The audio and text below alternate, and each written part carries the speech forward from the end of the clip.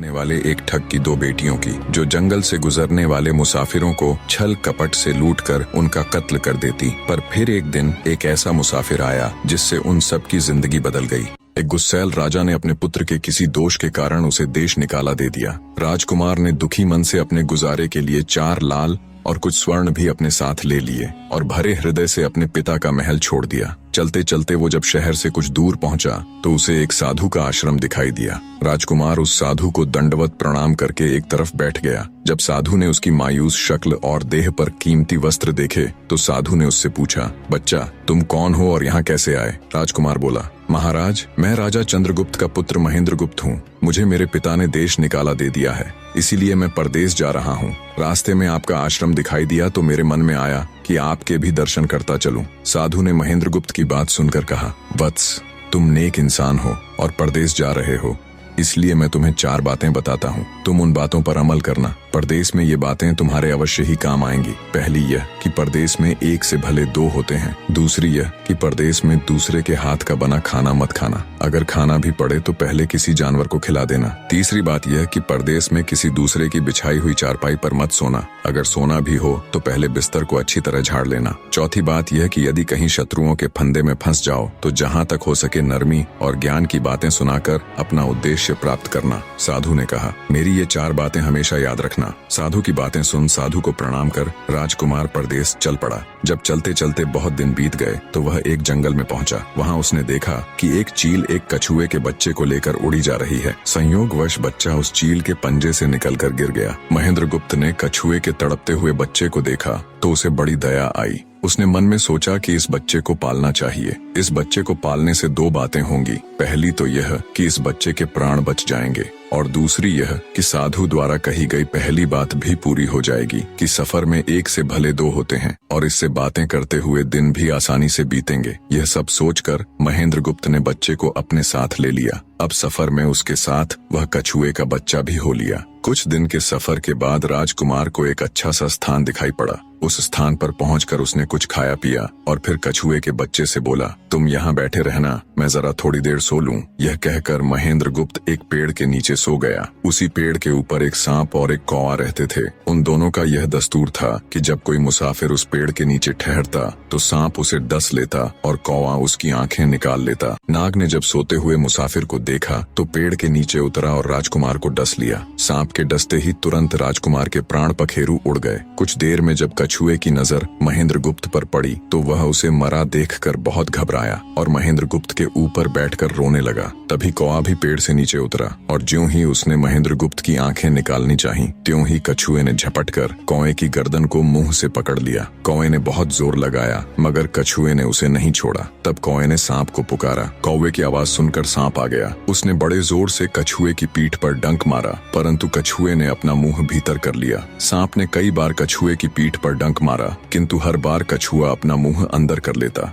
जब सांप का कछुए पर बस नहीं चला तो उसने कछुए से प्रार्थना की कि तुम मेरे मित्र को छोड़ दो। यह सुनकर कछुआ बोला, नहीं, तूने मेरे मित्र को डसा है, अब मैं भी तेरे मित्र की जान लूंगा। तू मेरे मित्र को छोड़ दे तो मैं तेरे मित्र को जीवित कर दूंगा। यह कहकर सांप ने काटी हुई जगह पर मुंह रखकर महेंद्रगुप्त के शरीर से विष खींच लिया और बोला, अब तो मेरे मित्र को छोड़ दे। कछुए ने जब राजकुमार को देखा कि उसे थोड़ा होश आ रहा है और उसका जहर उतर रहा है तो उसने कौवे को छोड़ दिया। जब महेंद्रगुप्त को होश आया तब कछुए ने उसे सांप के डसने का सारा हाल सुनाया। कछुए की बात सुनकर तुरंत महेंद्रगुप्त के मन में साधु की बताई पहली बात खटकी। सोचा, साधु की एक बात तो काम आई कि 1 से भले 2 होते हैं। मन ही मन उसने साधु को धन्यवाद दिया और आगे बढ़ चला। चलते चलते कुछ दिनों के बाद जब वे समुद्र के किनारे जा पहुंचे तब कछुए के बच्चे ने कहा, मित्र, मेरा देश आ गया है। यदि तुम कहो तो मैं अपने माता पिता से मिलाऊं। उनसे बिछड़े बहुत दिन हो गए हैं, वे बहुत दुखी होंगे। महेंद्रगुप्त ने उसे जाने की आज्ञा दे दी और स्वयं रात को वहीं समुद्र के किनारे उस जंगल में ठहर गया। जिस जंगल में राजकुमार ठहरा हुआ था उसी जंगल में वहां से कुछ दूर ही एक ठग का परिवार रहता था। ठग के 2 लड़कियां और 4 बेटे थे। उसकी बड़ी बेटी ज्योतिष विद्या जानती थी। जब भी कोई राहगीर, कोई यात्री उस जंगल से गुजरता और उसके पास कुछ कीमती होता तो ठग की बड़ी बेटी अपनी विद्या से जान मान लेती थी। आज फिर से उसे बहुत दिनों बाद बहुत से खजाने की महक आई। उसने अपने पिता से कहा, ऐसा प्रतीत होता है कि इस जंगल में एक पथिक आया हुआ है। उस पथिक के पास 4 लाल हैं। यदि तुम लोग उस पथिक को यहाँ ले आओ तो उससे लाल लेना मेरा काम है। यदि वे लाल हमको मिल जाएं तो हम जन्म भर के लिए निहाल हो जाएंगे, परंतु उस पथिक को मारना मत, उसे जीवित ही पकड़ लाओ। ठग अपने बेटों के साथ तुरंत उसकी तलाश में निकल पड़ा। वे थोड़ी ही दूर चले होंगे कि उन्होंने देखा एक आदमी एक पेड़ के नीचे सो रहा है। उसे देखकर उन्होंने सोचा कि यह वही पथिक हो सकता है जिसके पास लाल हैं। वे उसे पकड़कर ले गए और अपनी बड़ी बेटी के हवाले करके बोले, इससे लाल निकलवाना अब तेरा काम है। ठग की बड़ी बेटी ने पूरे आश्वासन के साथ कहा, तुम लोग चिंता मत करो, मैं इससे लाल निकलवा लूंगी।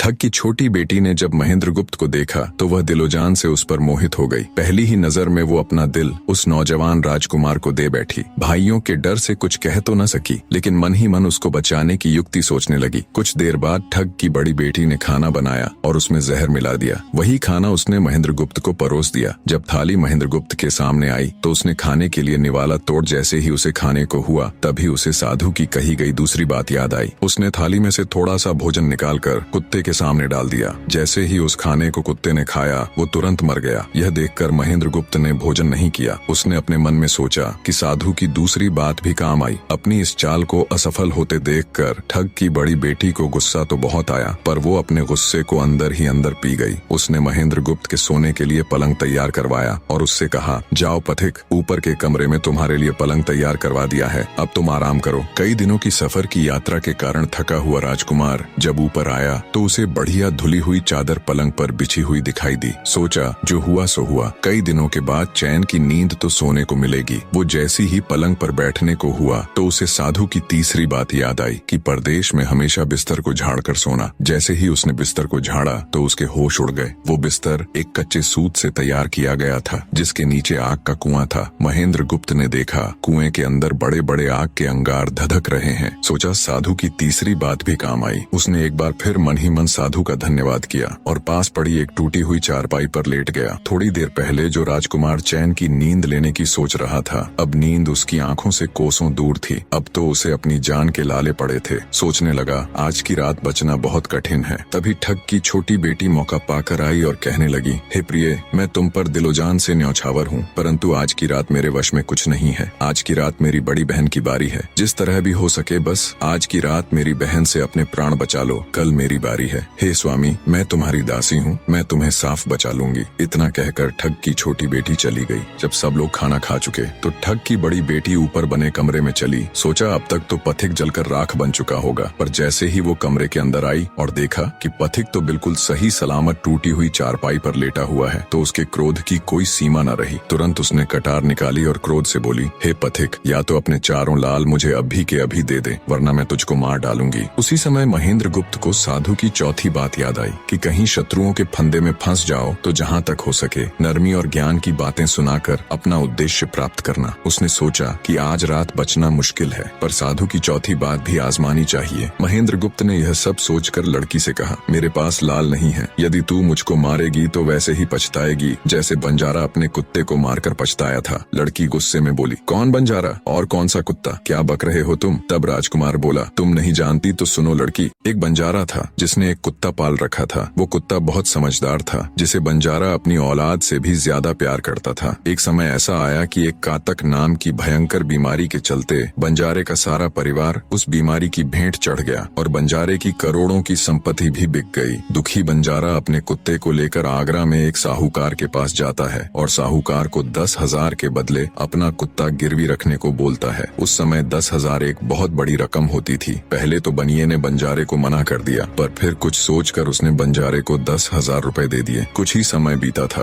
कि एक रात सेठ के घर डाकू घुस गए। बंजारे का कुत्ता सब हरकत देख रहा था। सोचा, भौंकूंगा तो परिवार के सब लोग उठ जाएंगे और ये डाकू उनका भी कत्ल कर देंगे। वो चुपचाप बस उनको देखता रहा। जब डाकू सेठ के घर चोरी किए हुए धन को लेकर चल पड़े तो कुत्ता चुपचाप उनके पीछे पीछे हो लिया। सेठ के पास इतना धन था कि डाकू उसे निकाल तो लाए, पर अब उनसे वो लेकर चला भी नहीं जा रहा था। दिन भी निकलने के करीब हो चला था। डाकुओं ने सोच विचार कर उस उस धन को एक तालाब के अंदर छिपा दिया। सोचा बाद में आराम से निकाल ले जाएंगे। कुत्ता डाकुओं की सब करामात देख चुपचाप वापस घर चला गया। सुबह हुई तो सेठ के घर कोहराम मच गया। पता चला कि चोर सारा धन निकाल ले गए। सेठ का रो रो कर बुरा हाल था। आसपास के लोग उसे दिलासा दे रहे थे। सेठ ने रोते रोते कहा, मैंने सुना था बंजारे का कुत्ता बहुत समझदार है, पर ये नमक हराम तो एक बार भौंका तक नहीं। तभी बंजारे का कुत्ता उस सेठ की धोती पकड़कर खींचने लगा। कुत्ते की हरकत देख पास खड़े एक समझदार व्यक्ति ने सेठ से कहा, सेठ जी, ये कुत्ता कुछ कहना चाहता है, हमें इसकी सुननी चाहिए। और सभी लोग कुत्ते के पीछे पीछे हो लिए। सबको लेकर कुत्ता उसी तालाब के पास पहुंच गया जहां रात को डाकुओं ने सारा धन छिपाया था,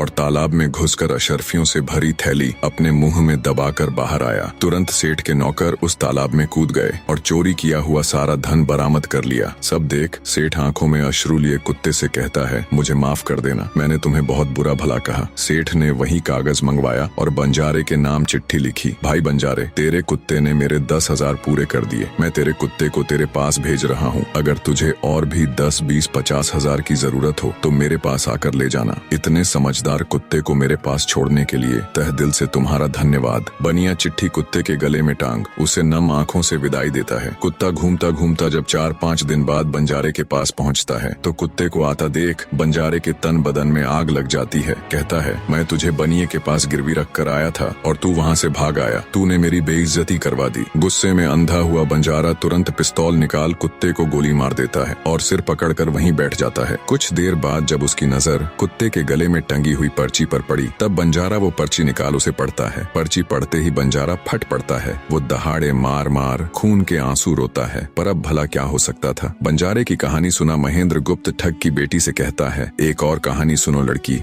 एक राजा के पास एक बहुत समझदार पढ़ाया हुआ तोता था। वह बड़ा चतुर था। एक दिन राजा तोते को अपने साथ गंगा स्नान को ले गया और उसको घाट पर बैठाकर स्वयं स्नान करने लगा। तभी तोते की नजर अमर फल पर पड़ी जो पास ही नदी में बहता हुआ आगे बढ़ा जा रहा था। वह उसको नदी से बाहर निकाल लाया और राजा के आने पर उसको वह अमर फल देता हुआ बोला, महाराज, यह अमर फल है, इसे खा लीजिए। राजा ने कहा, मैं अकेला अमर फल खाकर क्या करूंगा, अपने बाग में लगा दूंगा। जब इसमें फल लगेंगे तब सब कुटुंबियों को खिला कर अमर कर दूंगा। गंगा स्नान से लौटकर राजा ने वह फल माली को देकर कहा, इस फल को बाग में लगा दो। थोड़े ही दिनों में पेड़ फल फूल गया, उसमें फल लगने लगे। एक दिन एक फल पककर पेड़ से गिरा तो उसे सांप ने सूंघ लिया, जिससे वह जहरीला हो गया। अनजान माली वह अमर फल लेकर राजा के पास आया। राजा फल को देखकर बहुत खुश हुआ और कुछ सोचकर वो फल पहले कुत्ते को खाने को दिया, क्योंकि राजा बड़ा नीतिवादी और विचारवान था। वह जानता था कि बिना सोचे समझे किसी भी वस्तु को खाना ठीक नहीं होता। राजा ने ज्यों ही वह फल कुत्ते को खिलाया, कुत्ता मर गया। यह देखकर राजा ने क्रोधित होकर अपने तोते से कहा, बेईमान तोते, तू हमें जहर देकर मारना चाहता था। ये कहकर राजा ने क्रोध में आकर तोते को मार डाला और माली से कहा, इस पेड़ के चारों ओर घेरा डाल दो जिससे कोई इसका फल न खा सके। एक दिन उसी शहर में एक सास बहू में भीषण लड़ाई हुई। बुढ़िया घर से निकलकर कहने लगी, आज मैं राजा के बाग में जाकर जहर वाला फल खा लूंगी। ये कहकर वह बाग में आई और जैसे ही उसने फल तोड़कर खाया तो वह 16 वर्ष की युवती बन गई। जब राजा को यह समाचार मिला तो उसे सारा माजरा समझते देर न लगी। राजा को बड़ा दुख हुआ। वह कहने लगा, वास्तव में यह अमर फल ही है। मैंने व्यर्थ ही इतने समझदार तोते को मार डाला। इतनी दास्तान कहते कहते सवेरा हो गया। तब ठग की बेटी ने महेंद्र गुप्त से कहा, आज तो तूने मुझे बातों में लगाकर अपनी जान बचा ली, परंतु आज रात मेरी छोटी बहन की बारी है। वो तुझे हरगिज जीवित न छोड़ेगी। जब ठग की छोटी बेटी को पता चला कि महेंद्र गुप्त जिंदा और बिल्कुल सही सलामत है तो उसकी खुशी का ठिकाना न रहा। अपनी बहन को दिखाने के लिए ऊपरी मन से बोली, तुम निश्चित रहो बहन, मैं आज इससे लाल लिए बगैर छोड़ने वाली नहीं हूँ। दिन बीता और रात हुई। तब ठग की छोटी बेटी महेंद्र गुप्त के पास गई और बोली, भगवान का शुक्र है जो तुमने चालाकी से अपनी जान बचा ली। महेंद्र गुप्त बोला, तुम सब ऐसा क्यों करते हो? तब ठग की छोटी बेटी बोली, हमारी तो यही रीति है कि मेरे भाई और बाप मुसाफिरों को पकड़कर लाते हैं और हम बहनें अपनी चालाकी से उनसे माल हथिया कर उन्हें मार डालती हैं। फिर वह बोली, पर तुम चिंता मत करो, अब मेरी बारी है और मैं तो दिलो जान से तुम्हारी दासी हूँ। तुम्हें जैसा समझ पड़े वैसा ही करो। यह सुनकर महेंद्र गुप्त बोला, प्रिय, तुम भी मुझे देखते ही पसंद आ गई थी। दिल करता है कि हर पल तुम्हारे पास ही रहूं। तुम अपनी बड़ी बहन की तरह नहीं हो। तुम एक नेक दिल औरत हो। तुमसे मेरा कुछ भी छिपा हुआ नहीं है।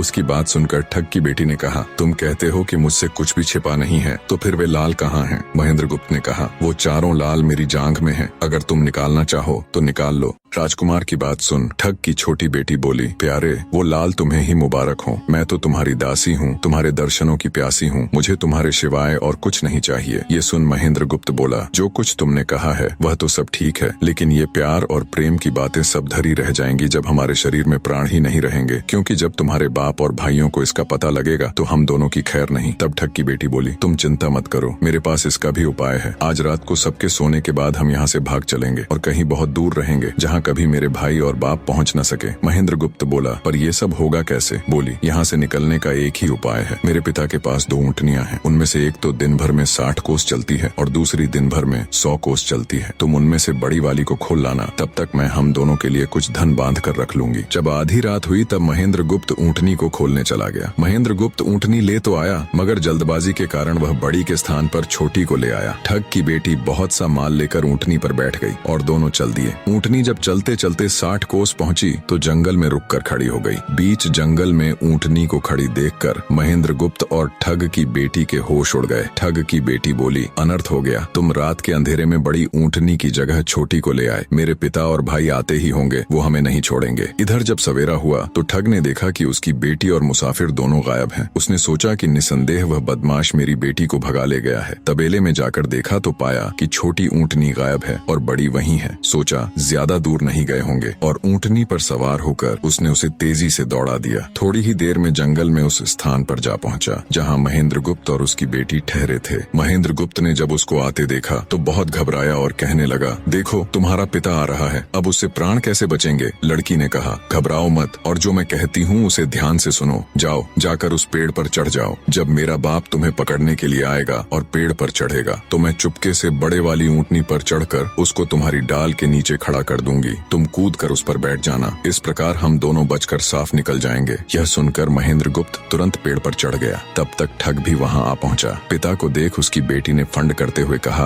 पिताजी ये दुष्ट मुझे धोखे से यहाँ भगा लाया, आप इसे छोड़ना नहीं। ये सुन गुस्से से तिल मिलाया ठग महेंद्र गुप्त को पेड़ पर चढ़ा देखकर ऊँटनी से उतरा और उसे पकड़ने के लिए पेड़ पर चढ़ने लगा। बाप के ऊँटनी से उतरते ही मौका देख ठग की बेटी ऊँटनी पर चढ़कर उसे महेंद्र गुप्त की डाल के नीचे पेड़ के पास ले आई। महेंद्र गुप्त तुरंत कूदकर उस पर बैठ गया। महेंद्र गुप्त के बैठते ही ठग की बेटी ने ऊँटनी को दौड़ा दिया। ठग हाथ देखता रह गया। ठग की बेटी और महेंद्र गुप्त कई दिनों का रास्ता तय कर एक शहर में पहुंचे और दोनों वहीं बस गए। वहां महेंद्र गुप्त ठग की बेटी के साथ आराम से दिन गुजारता रहा और जब उसके देश निकाले की अवधि पूरी हो गई तब वह उसको लेकर अपने राज्य चला गया और उसके साथ शादी कर हंसता खेलता जीवन व्यतीत किया।